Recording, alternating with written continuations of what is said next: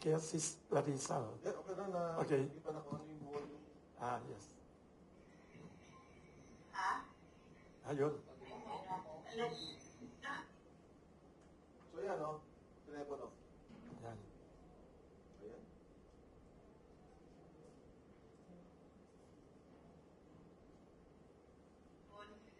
Lumilipat ba? Pinatong ko kasi kumukha. Telefon, lumilipat ba? Hello? Ayan, ito ka na? Matulog ka na? Ano yan? Nandiyan ka sa kwarto? Ha? Nakasama mo. Naginig siya, naginig. Tumawag si Kuya. Kinukumusta ka? Ulitin mo daw yung sinabi mo kanina na videohan ka para may record. May record ka, pinag-record namin. Yan. Yung tungkol dun sa affidavit na sino ba may gawa ng ikaw o sila? Sila. Narikot daw na. Ano sabi-sabihin? O, sabihin mo kung ano nangyari doon para may record namin. Yun nga. Pinidyan ako ng nakaraang araw. Tapos binasa ko yung statement na may mga sinigit sila na hindi naman totoo. Na hindi na si Maclean na pati si Defensor. Na sinabi nila doon sa statement na pinangakuan ako ng pera, babayaran ako. At sinabi pa doon na hindi kasi wala akong alam doon sa delivery doon sa bahay ni Romualdez. Yun lang mo nakalagay doon, ayaw mo naman pirmahan. At hindi naman ako gumawa ng statement na yun, sila naman. Yun lang ang pinirmahan mo. Yun lang. Yun lang yung nasingit doon sa ano ko.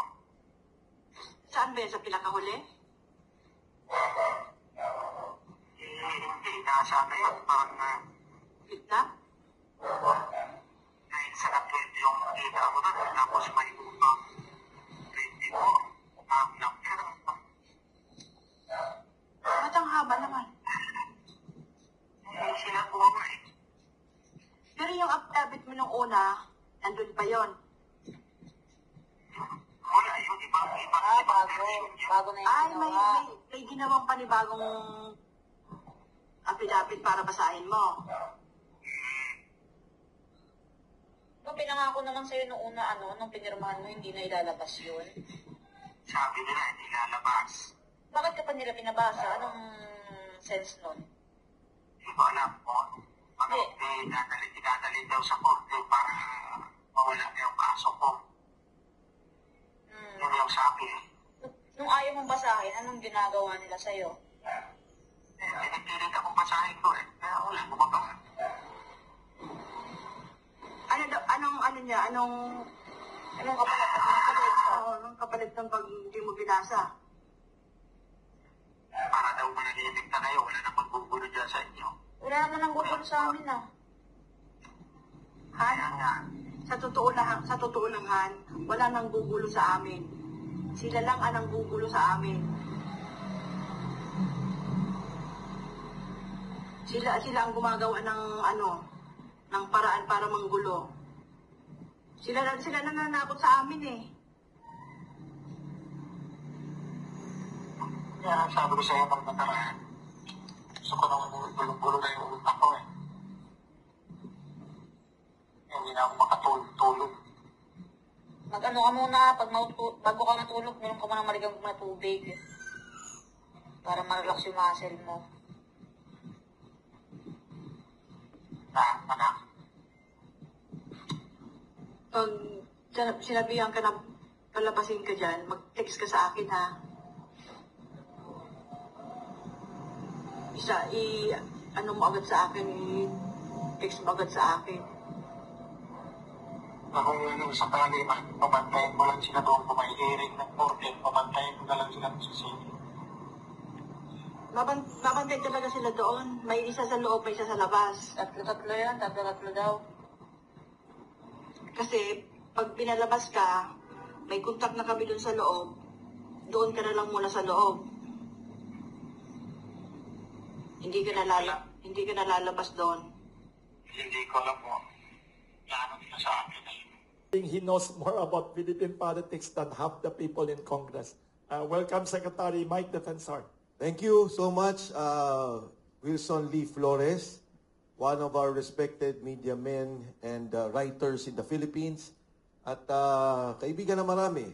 In fact, tama naman yung sinabi niya, yung Pandesal Forum has become an institution for people to speak out, for people to share their views, and for people to be asked about the current situation. Itong Kamuning Bakery Cafe, institution na rin. Bukod si institution, this place has also become an institution, again, not only for good food, but also for political discussions on current events that is happening in our country. Alam ko, excited kayong lahat na mag-react ako doon sa nangyaring raid ng NBI. Yes.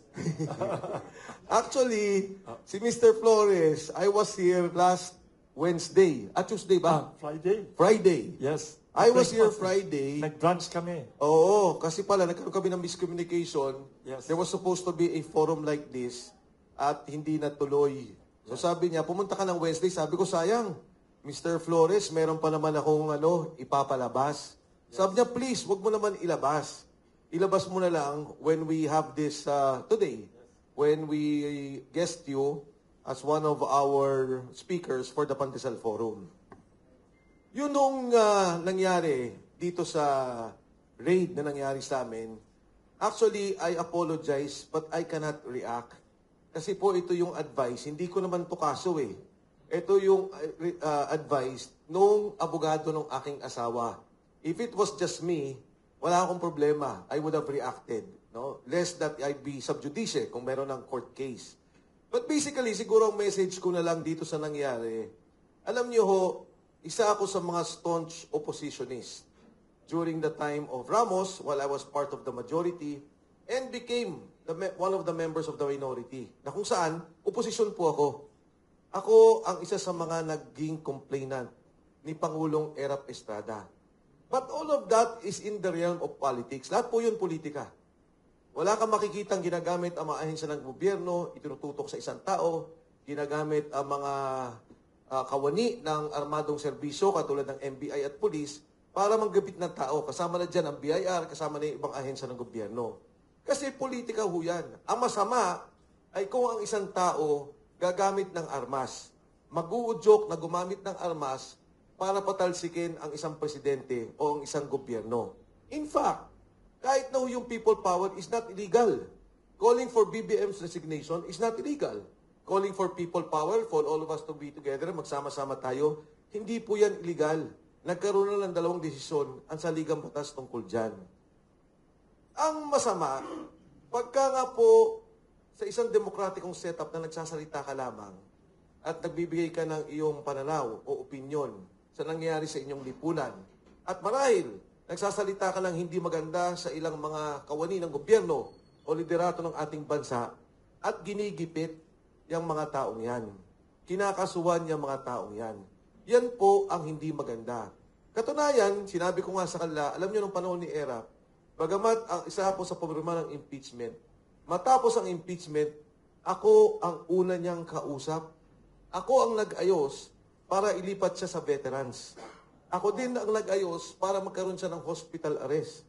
At that time, nag-uusap kami ni Pangulong Erap pagka meron siya pangangailangan. Namatayan siya, kailangan niya lumabas, kailangan niya lumipat, may kailangan siyang puntahan, kailangan aprubahan po yun eh. And I was the one assisting.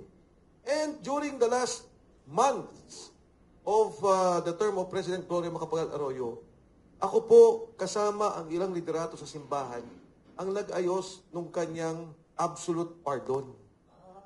Oo. Kasi, yan naman ay nasa larangan ng politika. At bilang pagrespeto na dati siyang Pangulo ng ating bansa, bilang pagrespeto, hindi naman namin kailangan magdiinan. Hindi naman namin kailangan maggipitan ng isa't isa. Ngayon sa hanay namin na Wilson, siguro lahat kami may kaso na eh. Kahapon lang nakatanggap ulit ako. 2 kaso na final ni former Secretary Anyo and former Senator Trillanes. 5 cases. Kaya kayo, pag nagla-live kayo sa akin ngayon, makakasama kayo sa ma-filean. Kasi yun lang ang kaso ko. Nag-live ako nung magsalita yung 18 Marines. So, ang aking mensahe, alam niyo ho, ang mga tao nagsasalita at may nakikitang pagkakamali, hindi dapat ginigipit ng gobyerno. Lalo tigit ang kanilang pamilya. There are parameters in a fight. Kahit na saang gera, kahit na nga po sa totoong gera, may Geneva Protocol. Ang pamilya, ang pangkabuhayan, hindi sinasama ang mga taong hindi dapat isama. Ang dapat na awayan sa politika ay yung mali. And the government has all the resources. Andyan sa kanya ang media outlets, meron siyang sariling government outlets, meron siyang writers, meron siyang mga manunulat, meron siyang social media, may pondo siya, in fact, may mga trolls siya. Ang dali-dali niyang i-overwhelm ang mga nagsasalita laban sa kanya. Pero siguro mahirap pag hindi na nila alam kung paano hintuin ang katotohanan. Kung hindi na nila alam, patahimikin yung mga sinasabi. And so, Mr. Flores, if I may go to the point that I wanted to raise, I have here the copy of the Ombudsman complaint. Ito po yung complaint na i-file at ipa-file ni Ombudsman Boying Rimulya. Nung binasa ko to, 61 pages, nagulat ako doon sa nilalaman ng kasong ito. And basically, ano po yung sinasabi ng kasong ito? Number 1, may sindikato talaga sa pondo ng gobyerno. Sinindikato at kasama si Speaker Martin Romualdez sa pagnakaw sa pondo ng gobyerno. Number 2, sinasabi niya, totoo ang sinasabi ni Saldico. Dahil nandito at quoted yung video footages ni Saldico. Ngayon sa akin, sa personal kong interest, hindi naman personal na interest, personal kong pagmamalasakit, binigyan diin at sinabing tama at ginamit ang affidavit ni Sergeant Gutesa. Andito po. Sinasabi nila, yung sinabi ni Gutesa na nag-deliver ng 46 luggages, dineliver sa bahay ni Speaker Martin Romualdez kasama sa affidavit. Sinabi po dito na tama ang sinasabi ng 18 Marines. Partikular, yung sinabi ni Sergeant Esquivel at Sergeant Navidad. Bakit? Dito magugulat kayo. Pinapunta sila sa NBI. Naalala ninyo? Merong 6 na napapirma. Ayaw pumirma ng lahat kasi nga naguguluhan dahil iba-iba yung tanong. But it so happens, si Esquivel at si Navidad, napapirma nila. Pero nagulat to ako. Yung NBI na yon na pinirmahan ni Navidad at Esquivel ang ginamit sa kaso ng delivery ng pera kay Speaker Martin Romualdez. At sinabi pong nakalagay dito na ang mga bahay ni Martin Romualdez sa Forbes Park, sa McKinley Road, ay bagsakan ng pera. So, ang una niya sinabi, may nakawan ng pera, ito ang katotohanan, at nang meron kayong skema ng pagnanakaw ng pera, at sinabi niya na may personal knowledge ang mga nag-deliver na pera in the person of Sergeant Gutesa, Sergeant Esquivel, and Sergeant Navidad. At ano pa hong sinabi? Ang mga taong to, katulad ng sinasabi namin dati, walang personal na interest. They have no interest. In fact, they are subjecting themselves to personal danger. Nakalagay po dito, wala silang interest, wala silang kinita dito, at ipinapahamak pa nila ang kanilang sarili. Maaaring magkakaso o yung personal na kanilang seguridad. Ang panguliw ditong sinasabi na may mga tinayong dummy si Speaker Martin Romualdez. So ako ho, nagpapasalamat kay Ombudsman Boying Remulla sa kasong ito. For the first time, outside of the hearings of Congress, na wala naman, but the Blue Ribbon Committee hearing, the ICI hearing, for the first time, nagkaroon ng recognition, nagkaroon ng pagkilala, ang pinakamataas na ahensya ng gobyerno laban sa korupsyon, which is the Ombudsman's Office. Ang kaso po dito ay plunder, graft and corruption. At itong pag-file na to, napakalaking bagay na kung saan makikita natin ang katotohanan.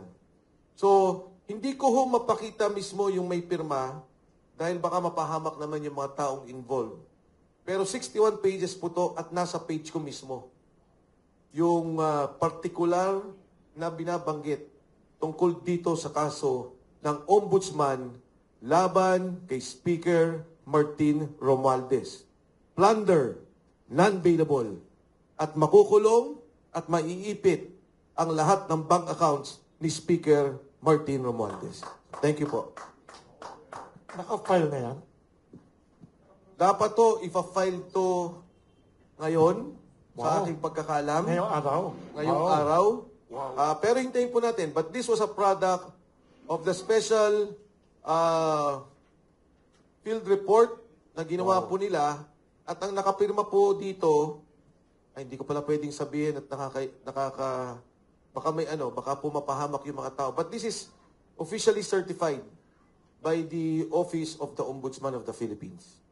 Wow. Mas marami kayong balita, mas accurate kayo sa mga ibang politiko natin. Kayo din may update din kayo last Friday tungkol kay Congressman.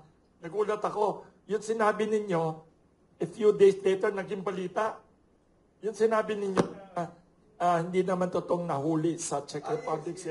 Kwento sa akin nung Friday, nandito, nagkukwentuhan kami almusal.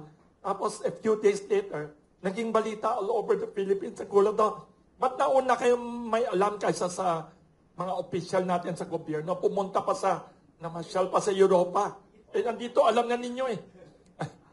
Kasi yung nangyari, the night here, about 10 o'clock, may mga tumawag sa akin, nagtatanong. Nagulat ako. So I had to reach out. In fact, Yes. to be fair and to be honest, hindi pa rin alam nung abogado hindi ko siya nakausap direkta.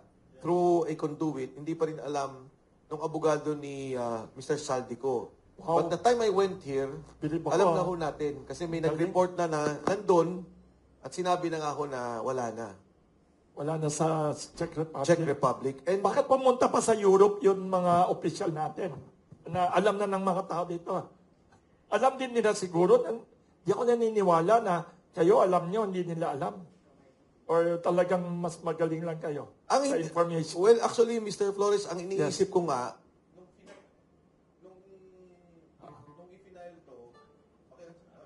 Meron. nung i-final to, Oo. akala ko pupunta si Secretary Vida doon to coordinate and to make this official. Kasi Yes. yung Saldico video footages incorporated doon sa file case.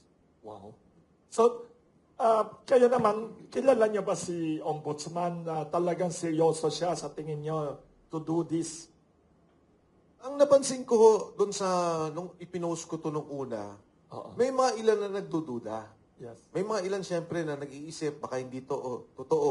Oo. Pero ako, sa nakita kong pagdudugtong-dugtong, si Saldico is very critical. Dahil siya yung nagsabi na, Yung mga eto, evidence. may delivery. Yung sinabi ni Gutesa at yung sinabi ng Marines, talaga pang personal knowledge. Sila yung nag-deliver eh. Yes. So para idugtong to at kasama yung proseso ng budget, ang unang binanggit dito yung proseso ng budget, yung sinabi ni Saldico, yung delivery ng mga sundalo. Kaya pag idudugtong-dugtong ko ho yun, para sa akin matibay ang kaso. Nevertheless, sa palagay ko naman ho, maaari pang pagyamanin. In fact, siguro message to Ombudsman Remulla, because of this, yung 18 Marines, kasi kausap ko yung 18 Marines 3 days ago, ang sabi sa amin, ang sabi nila sa akin, Sir, kulang pa ho yan. Sabi nung isa doon, Sir, ako pinakamaraming delivery Wow. kay Speaker Martin Romualdez. And kung gagawin yan, I am willing to add an additional affidavit kung ano yung nalalaman niya para matulungan ang kasong to. Wow. Any questions you'd like to ask? Ay, yes. Sir, RD Canalo, Manila. Yes, taga Manila Times. Sir, Bagong gupit. is it not possible na nabanggit mo ba na na-post mo na siya, yung documents na yan? So is it not possible na, siyempre, nabasa rin ng Remulla yan? Pwede, no? Is it not possible na pwedeng ibahin nila yung contest niyan? Kasi para ma-preempt yung, kasi nasabi mo na eh.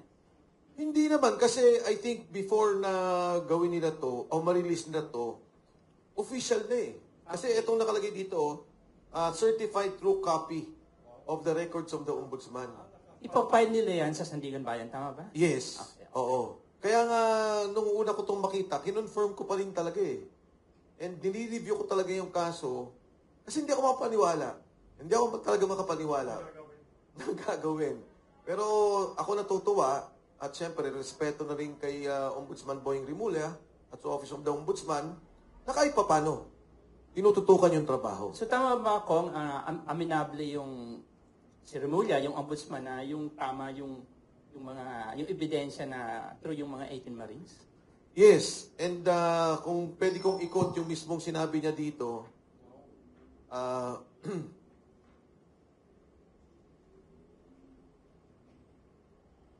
dalawa lang naman ng, yun lang naman, babasahin ko lang yung heading ng binasa niya.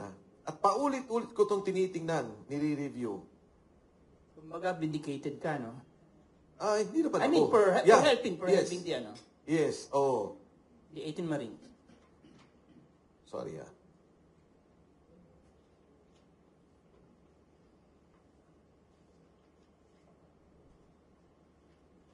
So, ang una niyan dito, diniscuss niya nga yung budget. Tapos sinabi niya, testimony of Gotesa on the systematic delivery of cash proceeds in relation to Romualdez & Co. In fact, sinight pa ako dito eh.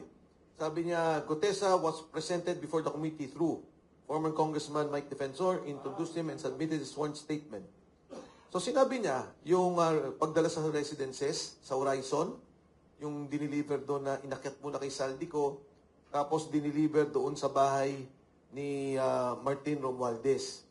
At sinabi din dito, yung basura, quoted. So 42 Makinde Road, binanggit, at saka yung Tamarin, nabanggit din dito. Tapos, binanggit dito si Esquivel, at saka si Retired Philippine Marines 2002, delivered in 42 McKinley, Navidad. Hired January 2023, personal bodyguard of Coast Children and Security, and then noted delivery fellow former Marines during which he served as a driver and delivered the luggage to 42 McKinley, a property owned by Romualdez. Kaya po itong dalawa lang yun sa 18 Marines, kasi nga nung kwento ko yung nangyari sa inyo, pumunta yung 18 Marines sa NBI. So in-interview silang lahat. Yung 6 na papirma, sabi nung iba, teka lang, di ba ang usapan, before we sign, bago namin pirmahan, i-review ni Attorney Baligod. Sabi nung NBI, hindi, pwede na naman pirmahan ninyo. Nagkaroon ng konting misunderstanding. So tumayo silang lahat. Ang iwan lang nakapirma si Navidad at si Esquivel. Paano ko nalaman? Nung kausap ko yung 18 Marines, ang sabi ko, Navidad, wala si Esquivel dun eh. Sabi ko, Sarge, bakit ikaw lang yung nakapirma at naiwan? Sabi niya, hindi ko rin alam, sir eh. Sabi ko, ikaw lang ba yung pumirma nung sa NBI noon? Sabi niya, yes, sir. Kasama po ako at kasama sa Esquivel. Sabi ko yun. And then, yung sabi nung isa, sir, dapat isama rin ako dyan. Ako pinakamaraming delivery. Sumagot din lahat. Sabi ko, kung kayo ba papagawain ng ombudsman ng affidavit for additional evidence para magamit, papayag ba kayo? Yes, sir. Papayag kami. Sir, last, dun sa dokumento na yan, si ano lang ba ang main respondent, si Martin? At ano ang particular na criminal charge? Okay. Criminal complaint. Basahin ko lang. Please.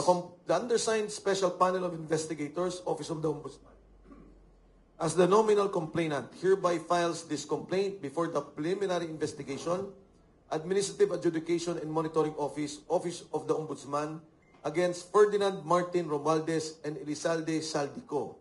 For, number 1, the crime of plunder under Republic Act number 7080 as amended by Republic Act number 7659.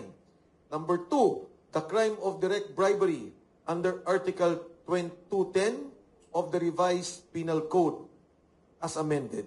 And number 3, violations of Section 3A and 3B of Republic Act number 3019 of the anti-graft and corrupt practices. B, Ferdinand Martin Romualdez, isang case pa to, for indirect bribery under Article 211 of the Revised Penal Code as amended. And Ferdinand Martin Romualdez and Attorney Jose Raulito Paras for the crime of money laundering under Section 4, Republic Act number 9160 or the Anti-Money Laundering Act as amended. So plunder, direct bribery, anti-graft kay Saldico at kay Martin Romualdez. Isa pang kay Martin Romualdez, indirect bribery. At isa pang kay Martin Romualdez with Attorney Paras, Joselito Raul Paras, money laundering or the Anti-Money Laundering Act. Thank you. Good morning, Congressman. I am Rolando from Manila Standard. Sir, you've mentioned about the NBI and the 18 Marines, sir. No? Do you think, or is it fair to say na nagkaroon ng lapse ang pag-imbestiga ng NBI sa mga 18 Marines given na 6 lang, according to you, ang pumirma dun sa report na binigay ng NBI? Pag tinanong niyo yung 18 Marines, kahit na from day 1, sinasabi nila maraming unrelated questions. Kaya doon pa lang sa simula, maraming naging problema walang pagtitiwala. Kasi mga tanong sila, paano mo nakilala si Defensor? Paano mo nakilala si Levi Baligod? Sinulungan ba kayo nito? Binigyan ba kayo? Mga ganun tanong. So may kagad na problema. But nung pumasok na sila doon sa questions ng affidavit, paano nangyari ito, paano yung delivery, yun, sumasagot naman yung mga Marines. So, were there lapses? Nung umpisa talagang mabigat. Na hindi siguro maganda yung naging umpisa ng questionan. And I would think, kasi ito, ombudsman to eh. So malamang kung ano yung investigasyon ng NBI na ginawa, kinuha ng ombudsman at inintegrate na nila dito.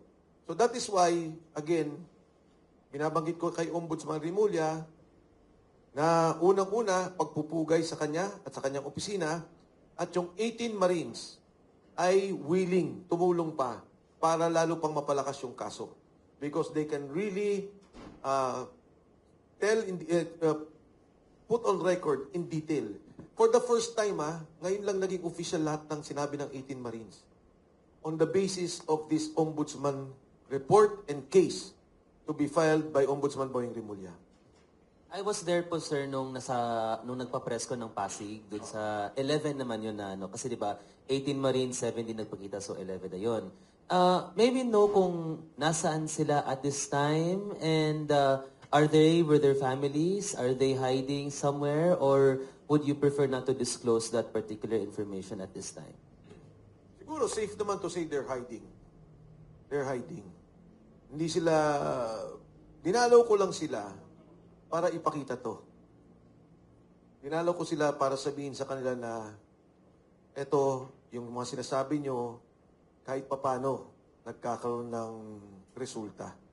Yung binabanggit ninyo, kasi siyempre sa kanila, in fact, ang kwento nila sa akin, sir, ang dami pa rin na lumalapit, may nagbe-message, baka pwedeng nag-offer. Pero sabi nila sa akin, di ko kami papayag. Itong ginagawa namin hindi naman sa pera, para sa bansa po to. So natuwa sila dito sa nakita nila. A bit, provide. So, on the safety of the 18 Marines, I'm sorry to ask this, but is it true of the reports na sila ay binabantayan na rin ng state forces because of their testimonies? Yes. Yes. Yes. Oo, sinusundan kami. In fact, baka dito, sinusundan tayo nung, yung ilan ditong vloggers nung nasa Valle Verde, di ba bigla kaming tumayo dahil sinusundan kami. Anyway, going to that question, ito na yung pasabog ko na sinabi ko kay Mr. Flores na dito ko ipi-play. So, gagamitin ko na lang tong speaker ko mismo ha.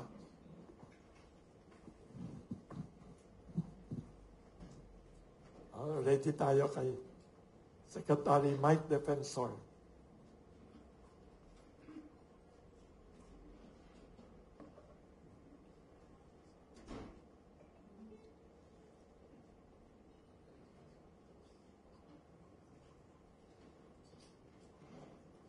Marami yung nagtataka, bakit naging involved ako masyado?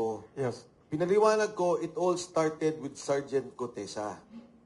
And hindi ako papayag na yung nangyari dun sa kay Sergeant Cotesa ay mangyari sa 18 Marines. Bilang panawagan na rin muli sa ating gobyerno, partikular kay Ombudsman Boying Rimulya, na ginamit na niya yung affidavit ni Sergeant Cotesa. Nananawagan ako na tulungan na. Total naman technically, kasama na natin si Sergeant, kasama na ninyo si Sergeant Cotesa. Yung kasong inilalaban ninyo ay galing sa mga pananalita ni Sergeant Cotesa. Ang 18 Marines, katulad na nabanggit ko, nagtatago naman sila, maingat, pinoprotekta ng pamilya, pero nung kay Sergeant Cotesa, hindi ganon yung nangyari eh. So I have here yung video clip ng phone call nung asawa niya. Ang nangyari was, may tumawag, kasi nung hindi nadadalo Sergeant Cotesa, may lalapit sa kanyang ex-marine na kasama niya, ibibigay yung telepono. So ang nangyari lang, siya mismo nag-video record yung asawa. At nagsasalita Sergeant Cotesa. This happened last year. Hindi ko mailabas-labas for fear na lalong gipitin si Sergeant Cotesa. Pero ngayon naman, na ginamit na ng gobyerno yung kanyang affidavit. Sana naman, again, apila kay Ombudsman Boying Rimulya, bigyan ng protective custody, hanapin, at bigyan ng pagtatanggol, seguridad, si Sergeant Cotesa at ang kanyang pamilya.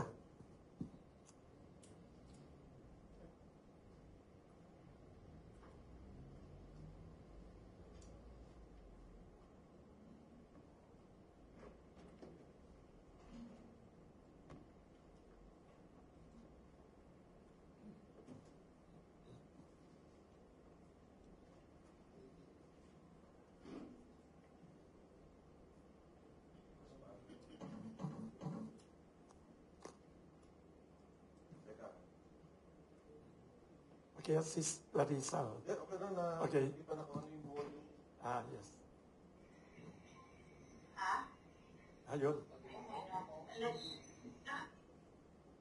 So yan o, telepono. Yan. Ayan.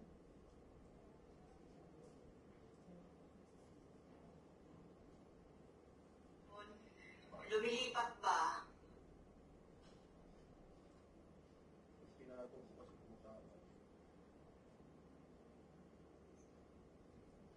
Phone, lumilipat ba? Hello? Ayan, ito ka na? Matulog ka na? Ano yan? Nandiyan ka sa kwarto? Ha? Nakasama mo. Nagingin siya, nagingin. Tumawag si Kuya. Kinukumusta ka? Ulitin mo daw yung sinabi mo kanina na videohan ka para may record. May record ka, pinare-record namin. Yan. Yung tungkol dun sa affidavit na sino ba may gawa nun? Ikaw o sila? Sila. Inarecord daw na. Ano sabi-sabihin? O, sabihin mo kung ano nangyari doon para may record namin. Yun nga. Binidyoan ako ng nakaraang araw. Tapos binasa ko yung statement na may mga sinigit sila na hindi naman totoo. Na hindi na si Maclean na pati si Defensor. Na sinabi nila doon sa statement na pinangakuan ako ng pera, babayaran ako. sinabi pa doon na hindi kasi wala akong alam doon sa delivery doon sa bahay ni Cortez. Yun lang mo nakalagay doon, ayaw mo dapat pirmahan. At hindi naman ako gumawa ng extended time, sila naman. Yun lang ang pinirmahan mo. Yun lang. Yun lang yung nasingit doon sa ano ko. Saan ba yan? Sa pinakahuli? Hindi, nasa ano yun, parang Gitna? 9 sa 12 yung kita ko doon, tapos may upang 20 ko, number. Ba't ang haba naman? Sila po nga eh. Pero yung affidavit mo nung una, nandun pa yon. Wala, yung ibang Bago na yung Ay, ginawa. may ginawang panibagong affidavit para basahin mo. Pinangako naman sa'yo nung una, nung pinirmahan mo, hindi na ilalabas yun. Sabi nila, hindi lalabas. Bakit ka pa nila pinabasa? Anong sense nun? Hindi ko alam po. Ano, idadalhin daw sa korte para mawala na yung kaso ko. Yun yung sabi eh. Nung ayaw mong basahin, anong ginagawa nila sa'yo? Pinipilit akong basahin ko eh. Kaya wala ko magawa. Anong kapalit? Oo, anong kapalit ng pag hindi mo binasa? Para daw manahimik na kayo, wala na magbubulo dyan sa inyo. Wala naman ang gugulo sa amin, Han, sa totoo lang, Han, wala nang gugulo sa amin. Sila lang ang nanggugulo sa amin. Sila ang gumagawa ng paraan para manggulo. Sila nananakot sa amin eh. Kaya sabi ko sa iyo pag nakaraan, gusto ko nang bulong-bulong na yung utak ko eh. Hindi na ako makatulog. Mag-ano ka muna, bago ka matulog, meron ka muna marigang na tubig. Para ma-relax yung muscle mo. Anak. Pag sinabihan ka na palabasin ka dyan, mag-text ka sa akin ha. Ano mo agad sa akin, i-text mo agad sa akin. Kung sakali man, pamantayin mo lang sila doon kung may hearing ng korte, pamantayin mo na lang sila sa sini. Mabantay talaga sila doon. May isa sa loob, may isa sa labas. Tatlo yan, tatlo daw. Kasi pag pinalabas ka, may contact na kami doon sa loob. Doon ka na lang muna sa loob. Hindi ka na lalabas doon. Hindi ko alam mo. Plano nila sa akin na yun. Hirap.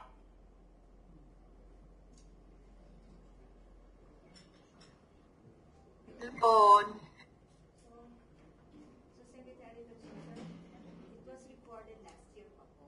Last year. And that was the last conversation of the wife to Sergeant Odessa. Kasi nag-worry ako sa kanya, hindi ko siya nakikita. Nag-worry ako, hindi ko nakikita. So, sabi nung isang kasama, I think kaya sinabi, di ba, nung si Kuya, kung pwedeng record ninyo. And confidentially, nasend sa akin. Sinend niya siguro dun sa isang kasama niyang ex-marine. So parang sinasabi na ito, buhay naman. Except, kung napansin nyo, ang sinabi niya, di ba, hindi ko alam kung palalabasin ako. Pag pinalabas ako, paalalayan niyo ako. Yun yung Senate hearing dapat na hindi natuloy. Na kung palalabasin ako, sabi, sige, may contact na kami sa loob and hindi ka namin papalabasin na. The plan then was, pag pinalabas siya, hihilahin namin siya sa office ni Senator Marcoleta. Isisecure na muna namin siya. That was the plan then. Pero yun nga nangyari, hindi lumabas. Hindi siya napalabas. So, diba yung sinabi doon, number 1, inibang affidavit at ang sinasabi na bayaran ka ni Marcoleta at ni Defensor. And that number 2, wala kang delivery sa bahay ni Martin Romualdez. Kaya, ito yung panawagan ko ngayon. For the longest time, nanahimik ako, tinitiis ko yan, kung ano yung ginawa nila kay Gutesa. Pero ngayon naman, ginamit na ninyo sa kaso. Kasama nyo na sa kaso, sinabi nyo na yung mga sinasabi niya ay sangkap doon sa final kay Speaker Martin Romualdez. And nananawagan ako kay Ombudsman na kung maaari, within his authority, within his sphere of influence, ay maprotektahan na. Makuha si Sergeant Gutesa, mapalabas na, at maprotektahan siya at ang kanyang pamilya. Dahil ang paniwala ko, Wilson, kung siya lang, hindi matatakot si Gutesa. Kung siya lang, hindi atras. Pero, again, narinig nyo naman, di ba? Sabi, titigilan na kayo. Sinabi niyang kaso, aatras yung kaso sa'yo, yun yung kaso sa affidavit na i-file sa Manila. Na sinabi doon na siya ang kakasuhan pa. So, yun yung binabanggit doon. So, again, thank you sa inyong lahat for that opportunity. Kasi ngayon ko lang ito nilabas. First time. And I hope that this will help Gutesa and his family. Dahil, again, siya ang kakampi ng ombudsman sa kasong to. For the record, sir, buhay po ba si Gutesa o hindi? Ang last na nakuha kong information, ang sabi nila is buhay, and sabi nila kasama daw yung pamilya. As kung saan, hindi ko alam. Pero I'm sure, hindi din siya abroad. Kasi makikita naman sa records kung nag-abroad eh. So you don't know, sir, who is in custody now of Gutesa? Exactly. Hindi ko alam. Hindi ko alam. But definitely, Secretary Defensor Gobierno may hawak. At you don't know necessarily kung ano yung exact na agency or unit, pero gobyerno po ang may hawak. Nare-recall ninyo before ang kiniklaim ko Marines? Yeah, I was standing by that word. Although ang problema ko kasi, delayed ako eh. What do I mean? Pag sinabi kong nandito siya, wala na siya doon. Pero galing siya doon. Diba? Pag sinabi kong mukhang nandito na siya, so, kasi yung information na nakukuha ko, hindi naman mabilis eh. Hindi naman siya ang kausap ko kaagad or the family. Grabe, parang suspense na to. Grabe, talo pa tayo sa serye. Ay, tanong kaya. Yes. Di ba before humarap po siya doon sa Senate, paano po siya sino po kumuha sa kanya dinala kung saan lugar? Oo. Paano po nangyari? Ano legally ang process? Paano siya nawala? Kasi ang nangyari doon, Wilson, when we were talking, nakaupo kami. Oo. Binasa niya yung kanyang affidavit. Tapos sabi ni Senator Marcoleta, sabi, Sarge, ilagay mo doon sa huling provision yung protective custody. So sabi niya, okay. So kung panoorin niyo yung Senate hearing, sinabi niya na umiling po ako na bigyan ako ng proteksyon ng Senado. Nung in the middle of the hearing, na pinapanood ko siya, nagulat ako, sabi na niya, hindi ko na ho kailangan ng proteksyon ng Senado o proteksyon ng DOJ. Diba ganun yung nangyari? Tapos sabi, tinanong siya ni Senator Bato. Sabi, iba talaga yung Marines. From there, alam ko, napunta siya sa Marine Compound. Kasama nung MC2. Sa pagkakaalam ko ha, MC2. Pagkatapos nun, wala na. Hindi. In fact, paglabas pa lang ng Senate, wala na akong alam. Hindi ko na siya namomonitor. Bigla na lang magpaparating ng balita. Pinapasabi sa inyo ho, nandito ho siya sa ganito. O pinapasabi, nag-safe siya dito. Mga ganun na lang. So wala pong information kung sino kumuha sa kanya, saan siya dinala, paano siya Okay, So, ang hindi kwento, ka- mukhang ang kwento is, nung una, totoong proteksyon. Protect by his former na mga kasama at saka yung unit niya. Okay. And then later on, naging detain na. Na-detain na siya. Pero madaming transfer ha. Hindi lang to isa o dalawa. Pero last update nyo, kung wala kang alam kung One. saan siya exactly. Buwan na. Last update ko, buwan na.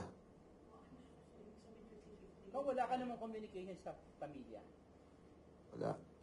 Again, Kung ano yung whereabouts niya. noong December, December pa yun. nagparating ako dun sa asawa. Sabi ko, pwede bang ilabas ko na to, mag-file na tayo. Ang sabi ng asawa, natatakot siya para sa buhay ni Gutesa. Baka mamaya, pag may lumabas na mga ganito, o lumabas na kung ano man, talagang mapahamak na ang buhay ni Sergeant Gutesa. Sir, anong deal mo o challenge mo kay Ombudsman Remulla na ilabas siya in public para magkaalaman kung talagang safe siya o ano? Actually, hindi naman ako, it's not a challenge or it's not a dare to Ombudsman Remulla, more of an appeal. Okay. Na Ombudsman, Boying, eto na yung kaso mo, andito si Gutesa, sa kaso mo, isa siya sa mga halagang bahagi o pundasyon na ifinail mong kaso, humingi ako ng tulong. Na kung maaari, malocate niya na si Sergeant Gutesa at maipalabas niya at mabigyan niya ng proteksyon. Kasi you have to understand dati, medyo ang pananaw mo laban eh. Di ba? Away eh. Ang pananaw mo, ginigipit yung tao, pati yung 18 Marines gigipitin. Kaya ayoko, hindi ko nilabas to. Pero ngayon na nakita ko na material siya doon sa kaso ni Ombudsman Remulla, humingi ako ng tulong at umaapila na kung maaari, matulungan siya. Sir, do you have a chance communicating with the Ombudsman? No, none. So, balik tayo doon sa pagsasampa ng kaso ni Ombudsman kay Martin Romualdez. So, wala ka bang nakikitang motibo dyan, sir? Kasi baka mabudol na naman tayo. Parang possible ba na mahinang case or fake case? Yan ba sinasabi niya? Tapos, Tama. may ganyan ba possibility? Maraming ganyang mga reaksyon sa katotohanan.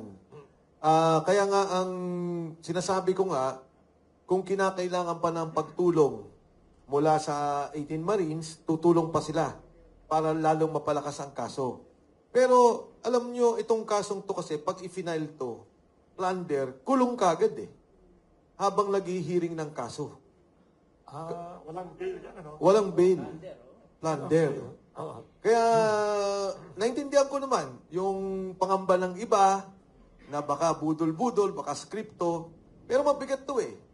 The fact na isinama yung 18 Marines at si Sergeant Gutesa, mabigat para sa akin dahil may personal knowledge sila sa delivery ng pera. Critical ang ledger ni Saldico. Critical yung ledger ni Saldico. Bakit nagkaroon ng delivery na 2 bilyon? Saan galing yung delivery sa ledger ni Saldico? Makikita saan ang galing ang komisyon para sa delivery yun. So, importanteng madikit-dikit pa rin ang lahat ng ebidensya. Kaya nga, kala ko yung kay pagpunta ni Secretary Vida, isa yun sa mga gagawin. Hopefully naman, magawa pa rin nila, may pagkakataon. And importante, siguro dapat makausap talaga nila si Saldi. Alam mo, for example, no, naalala nyo, ayaw payagan si Saldi ko sa Blue Ribbon Committee. Ayaw payagan. Yeah. Pero ito, kinuha na yung evidence ng videos ni Saldi ko. If I may read the particular provision of this. Ito, sinabi niya, the masterminds of the flood control kickback scheme. At the time relevant to the controversies, Romualdez was representative of the District of Leyte.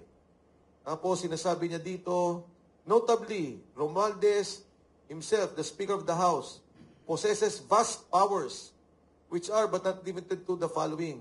Management of the committee, blah, blah, blah. So, parang sinasabi na niya yung relationship. Ngayon, admissions and statements of Co. relating to his and Romualdez's role in the infrastructure funding scheme. Sabi ni Co, the chairperson of the House Committee on Appropriations through publicly released video statements made detailed declarations concerning his involvement in a scheme relating to the manipulation of public infrastructure funding, including the collection and transmission of funds purportedly derived therefrom. So yung mismo ano nito eh, ito yung The testimony, consistent with the testimonies presented during the hearing, yun naman yung mga delivery ng pera. So parang dinikit-dikit niya. Ngayon, kung gagawin ng legal talaga lahat ng video ni Ko, at talagang papayagan siyang, sige, huwag ka munang umuwi. Dahil baka iniisip mo, delikado buhay mo, pero lahat ng to, pirmahan mo. Lahat ng to, i-accept namin na ebidensya. Magsabi ka ng totoo, ang laking bagay niyan. Yung pananahimik ng sa Senado siya, yung Blue Ribbon Committee, anong nakikita mo nila? Naunahan na sila ni Boying Remulla. Sana madagdagan pa nila. Pero naunahan sila ni Boying Remulla. Last question ko. Hindi ba lumaro sa isip mo, sa imahinasyon mo na itong move ni Remulla na magpa-file na ng ganyan, he's pushing through with the filing of the case against Romualdez. Hindi ba lumaro sa isip mo na may go signal na siya kay BBM? O, ang tanong ha, kung may go signal to ni BBM, kung lumaro sa isip ko. Ako kasi, mahirap mag-analyze ba? O gumawa ng opinion, no? Kasi, parang sa akin, lahat ng yan tama ba tong kaso? Paulit-ulit kong binabasa. Bakit may ganitong kaso? Ito ba'y itinulak ni BBM?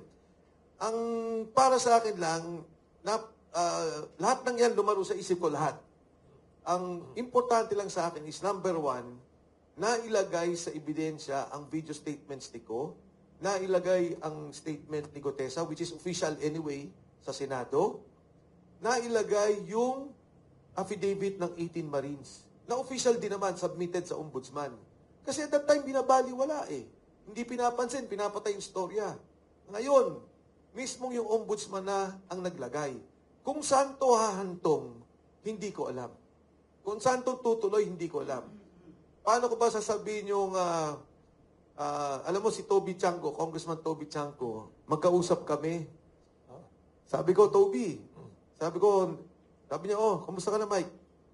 Tayo, sabi ko, pareho tayo ng lahat ng statement. Pareho kami Ang diferensya natin, ako dumidiretso hanggang taas. Ikaw humihinto ka. Tapos tumawa naman siya. Pero sabi ko, nevertheless, yung accountability, yung korupsyon, yung nangyayaring mali, inilalabas mo at nagsasalita ka. So para sa akin, ganun din to. Kung anong intensyon nito, kung saan to papunta, importante na nagkaroon ng kaso sa korupsyon. May accountability. At doon sa bagay na lang na yun, papanigan ko si Ombudsman Remulla. Andres Reyes from OFW Advocate OPA. Ang tanong ko lamang po, hindi ba pwede natin malaman mula doon sa mga dating kasamahan na natugtog kay Sergeant Gutesa kung sino ang kumuha sa kanya at kung nasaan siya? Kasi sa ating pananaw, opinion, napaka-importante po ng pagkatao nitong si Sergeant Gutesa. At baka meron din pong posibilidad sa aking pananaw na baka naman meron ng hindi magandang nangyayari kaya biglang lumabas yung kay Remulla na yan para i-cover up ang pangyayari kung ano talaga ang tunay na sitwasyon na yun ni Sergeant Gutesa na nasa kanya po talaga ang tunay na alas. Ako din, gusto ko rin malaman yung katotohanan ng pagkawala ni Sergeant Gutesa.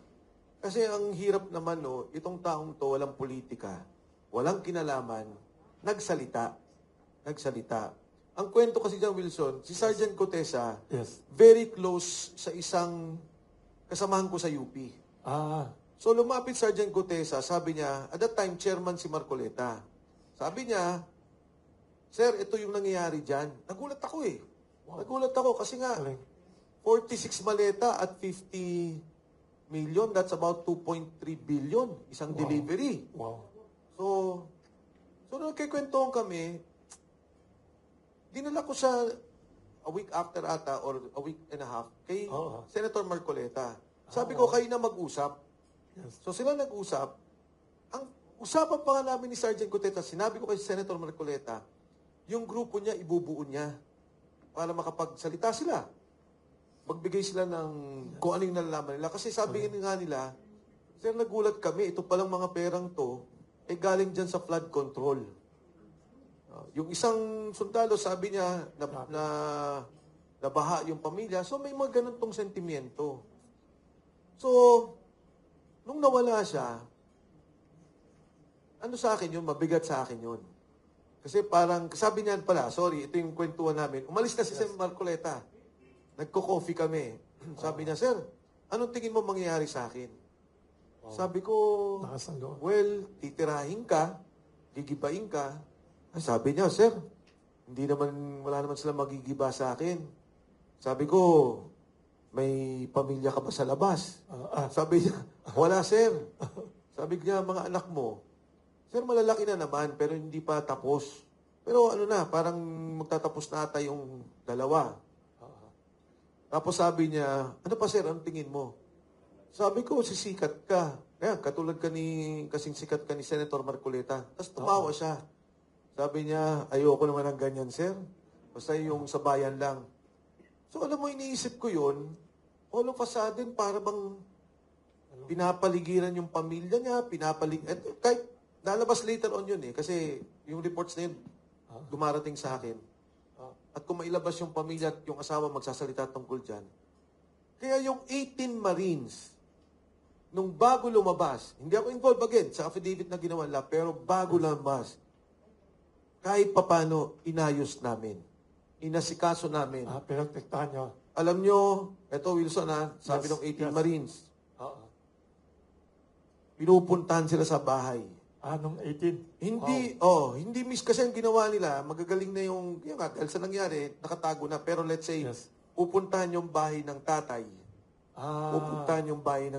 May mga ganyan. And the 18 Marines, pag tinanong ninyo, magsasalita at malalaman ninyo kung sino ang kinakasangkapan, kung anong armadong serbisyo ang ginagamit para sa pananakot. Huwag na manggaling sa akin.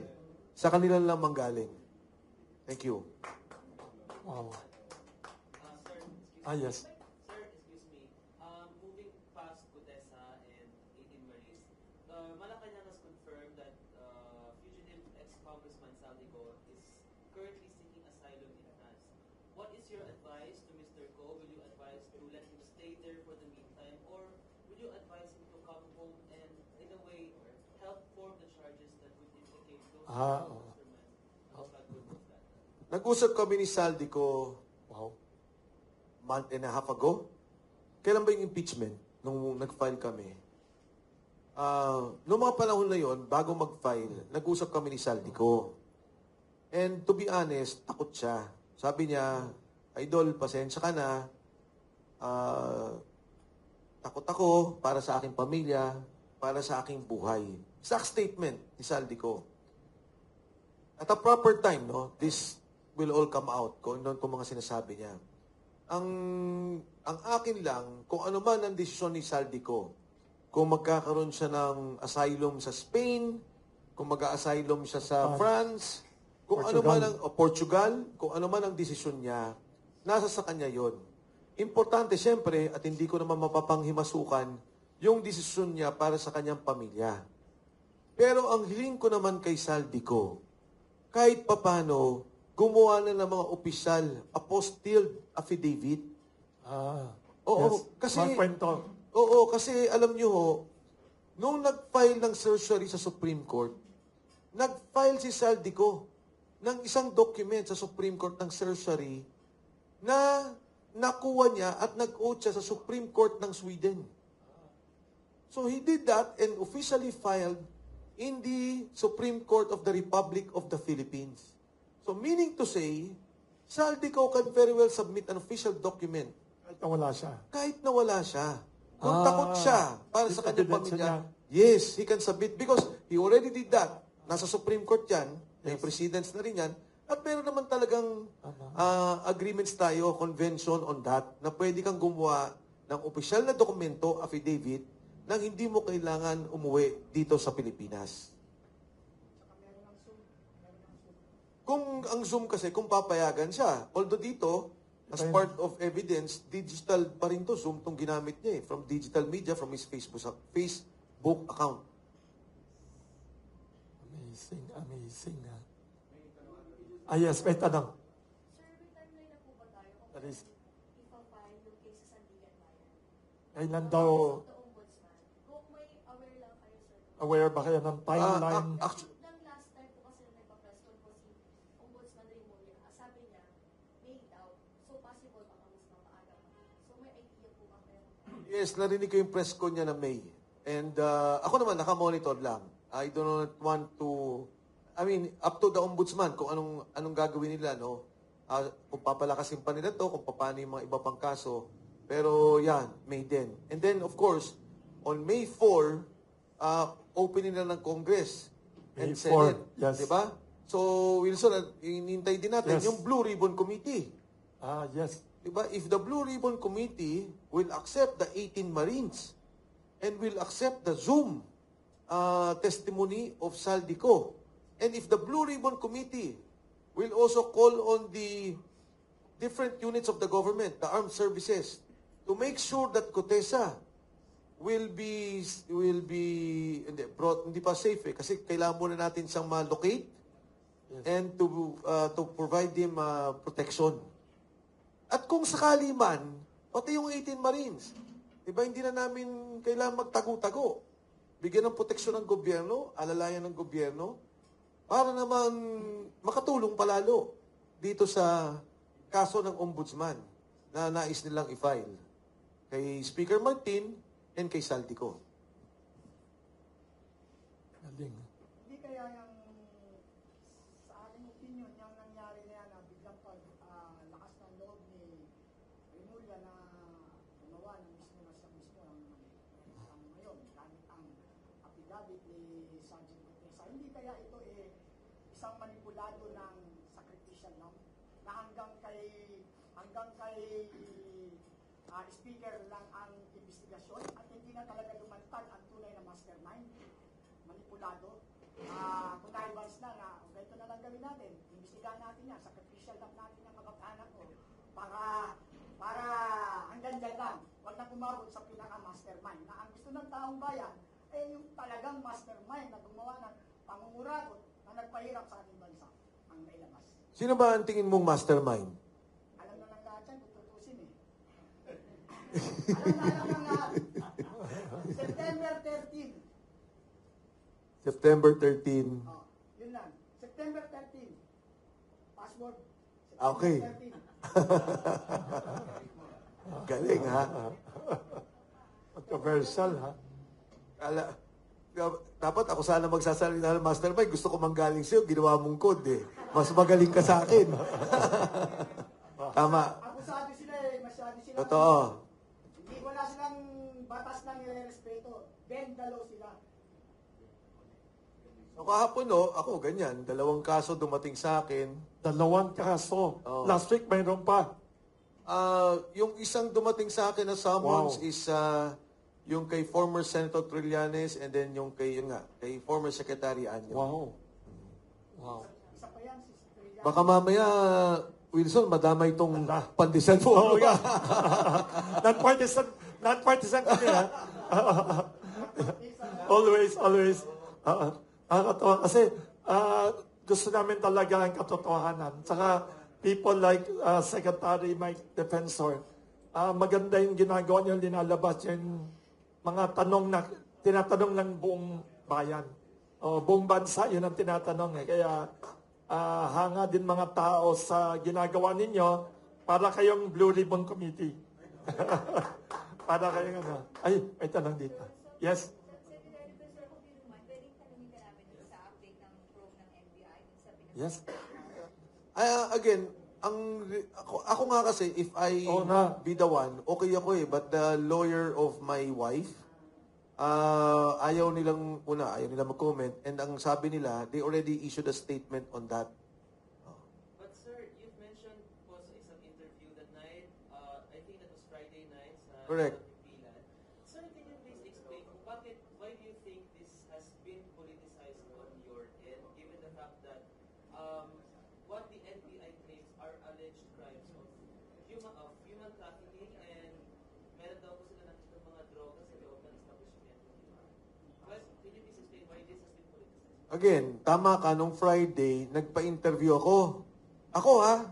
And I have no ano to, wala akong planong huminto na magsalita tungkol dyan. Except on Friday night, after that, nag-usap kami ng mga lawyers. And their advice to me was, number one, di na nga naman ako may kaso. And for me not to speak on it and let them handle the case.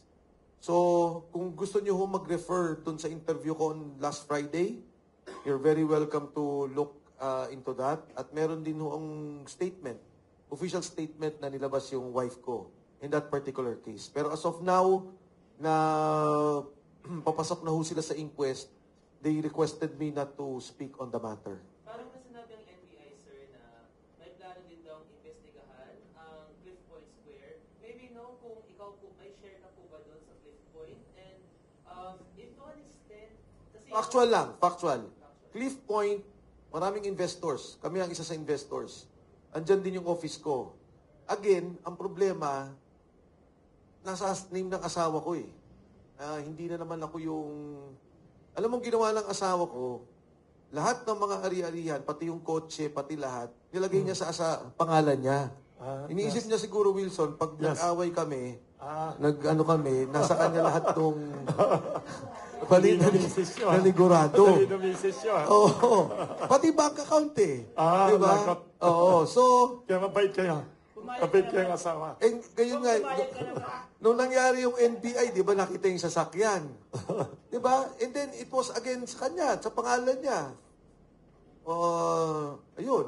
But the NBI, Attorney Matibag has floated that balak niya pong investigahan yung ownership ng Cliff Point. Walang problema. Walang problema. Lahat ng yan pwede niyang imbisigan.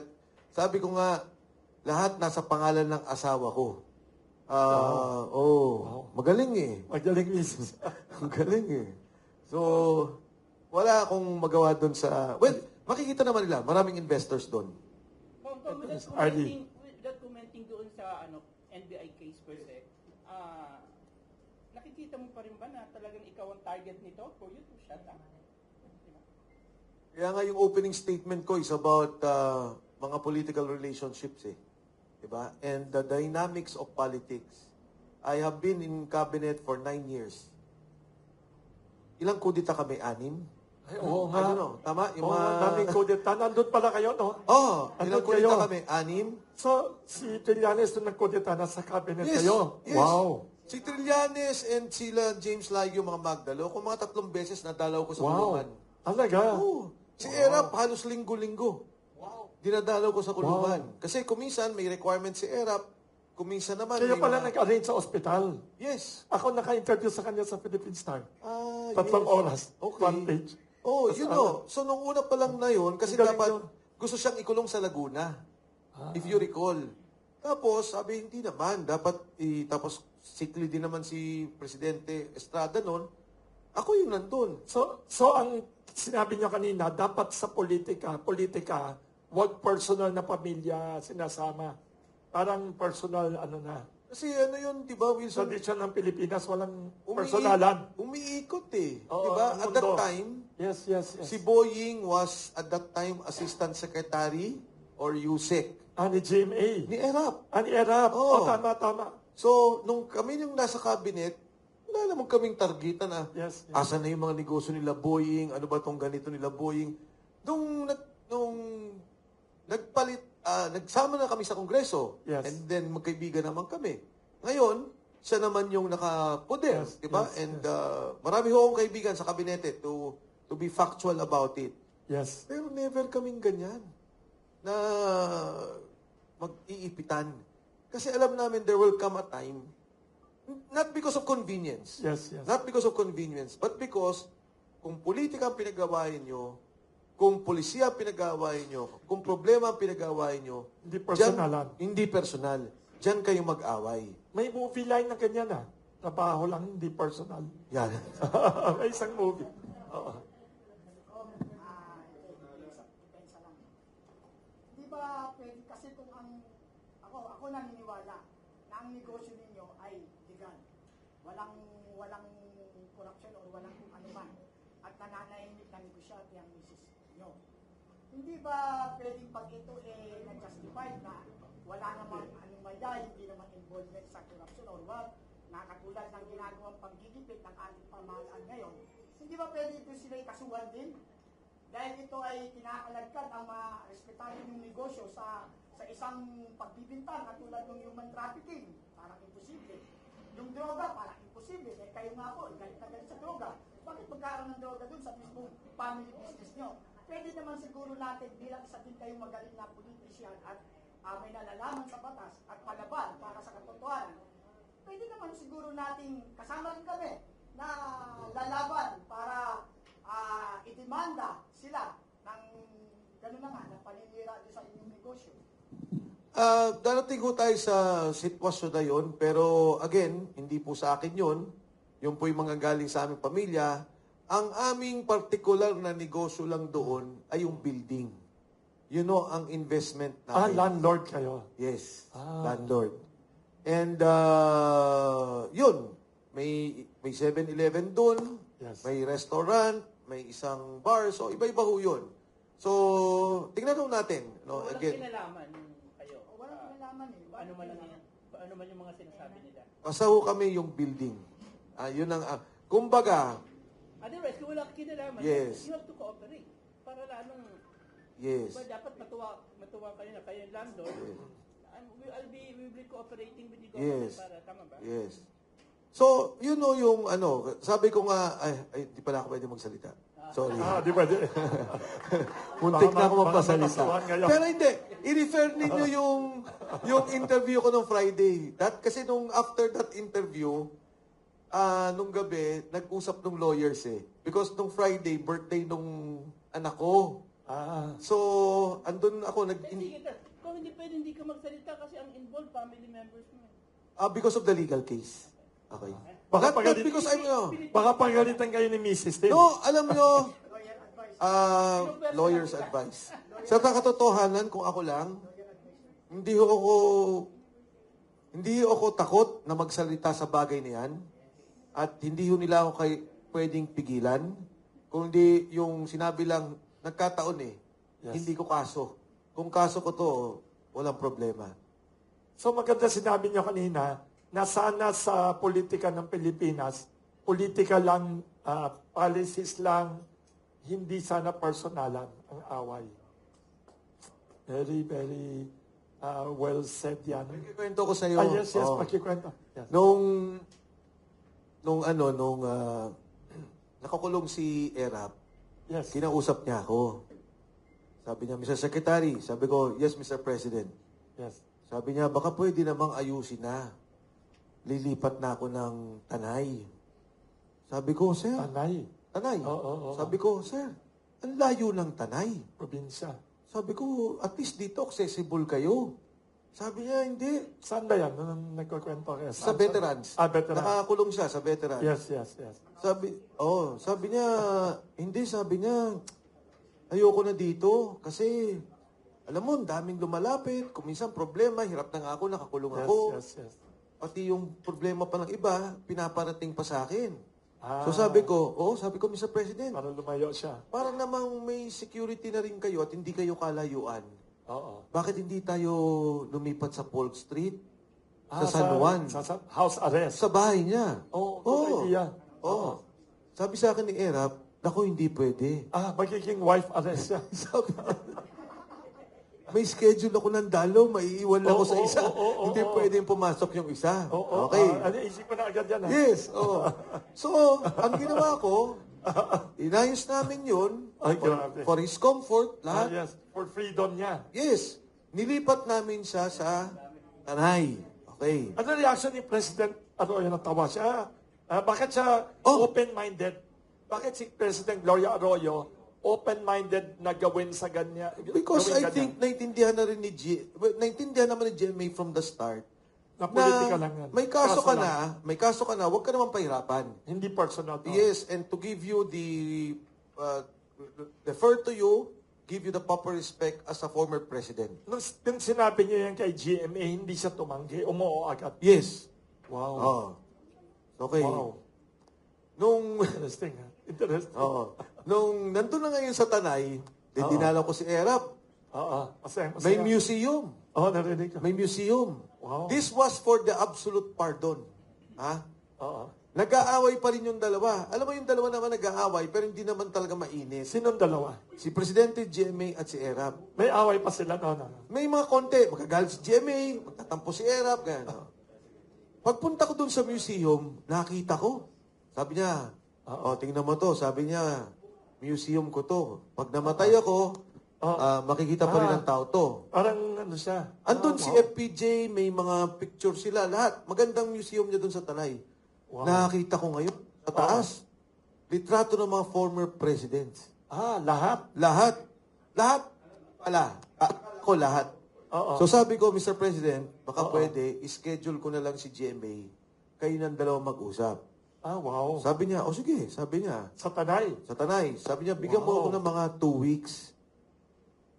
Nakakulong nga. Oo. Bigyan mo ako ng 2 weeks.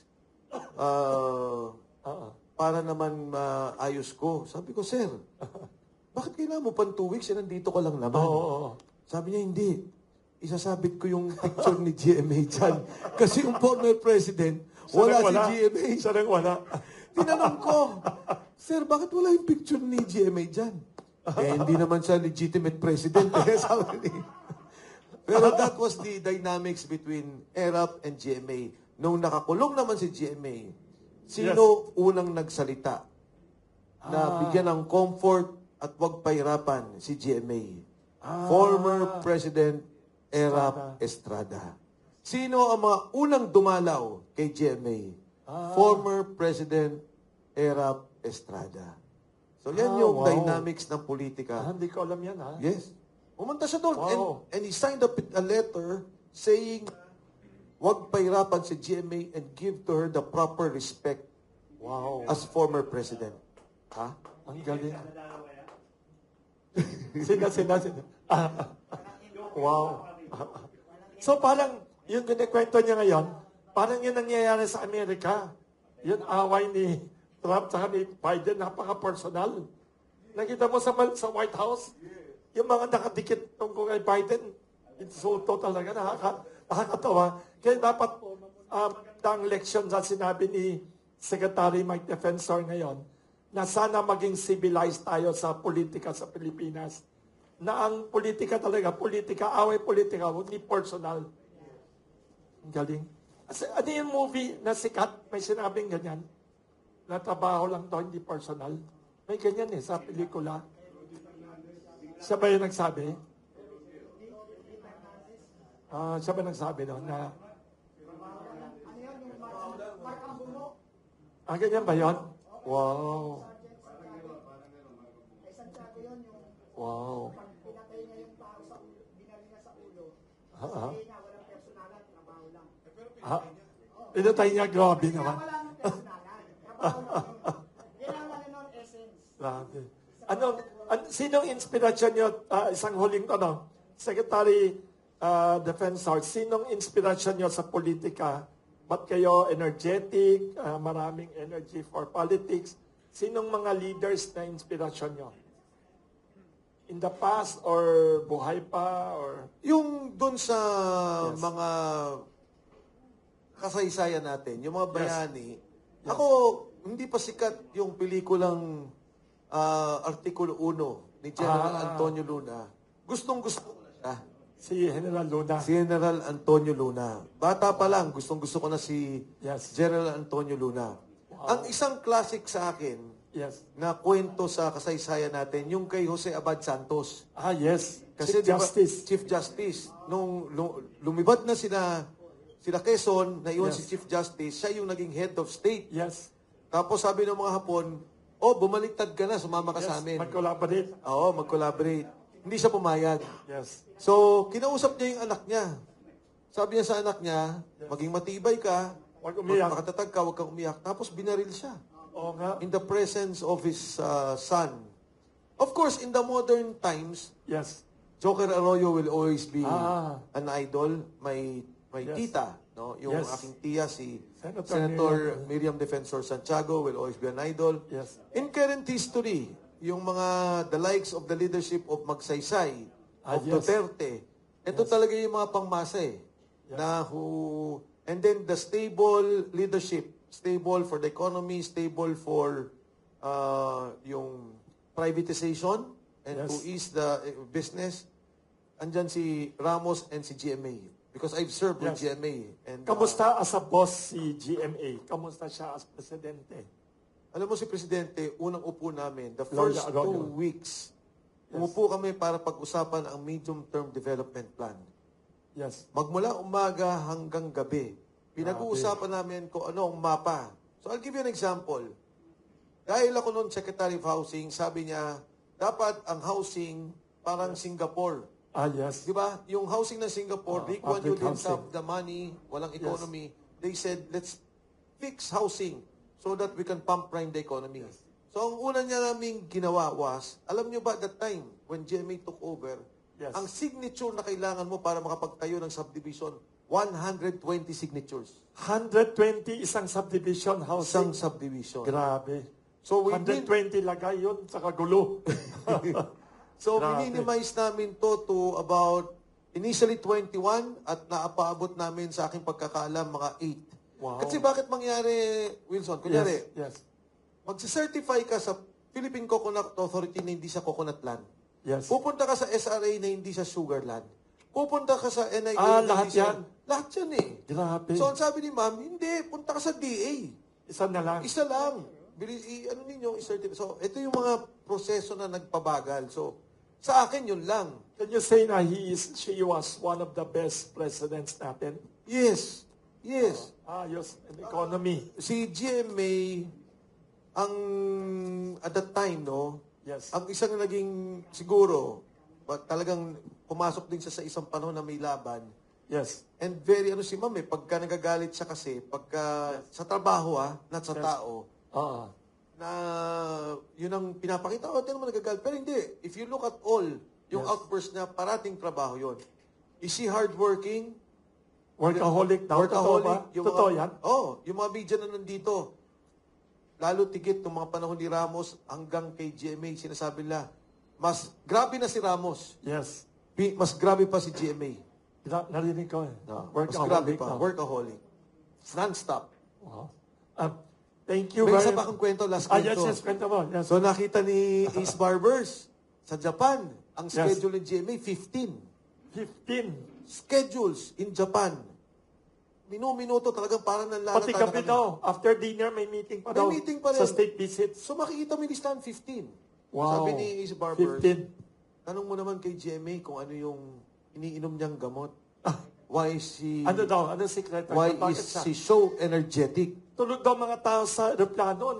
Susulat. Ano daw? Oh. Anong secret niya sa energy? So, lumapit ako. Yes. Sabi ko si Ace Barbers, sabi ko, Madam President, Yes. Ace Barbers is asking what Energy drink or supplement secret? are you Yes. drinking? Ano daw? Because you're very strong, ma'am, and you're Yes. very energetic. Yes. Sabi ni GMA, I take menopausal pills. Walang biro. Ay, hindi pwede sabi sa ko, lalaki. Ace. Sabi ko, Ace. Pag babae lang. Menopausal pills. Wow, grabe. Totoo. Serious or joke? Serious. Talaga? Eh, si Ace Barbers witness ko. We were together when I asked that question. Grabe. May professor ka siya sa economics. Napakagaling. Napakagaling. Once again, thank you very much. We'd like to request Secretary Mike Defensor to give a closing statement to summarize your thoughts today. Anong appeal nyo to the government, to the public, to the media? Number one, ito hong complaint affidavit which I presented today. Again, I commend the Office of the Ombudsman, particularly Ombudsman Bayong Rimulya, for pursuing this case. Pangalawa, pagbibigay halaga sa salita ni Sergeant Gutesa at sa 18 Marines na naging isang matibay na sangkap dito sa kaso nila. Nagpapatunay lamang na nung ipresenta namin ang mga sundalo, nagsasabi sila ng totoo. Nagsasabi sila ng nakawan. At ito yung ebidensya na dati pa namin tinutulak na dapat nating sundan.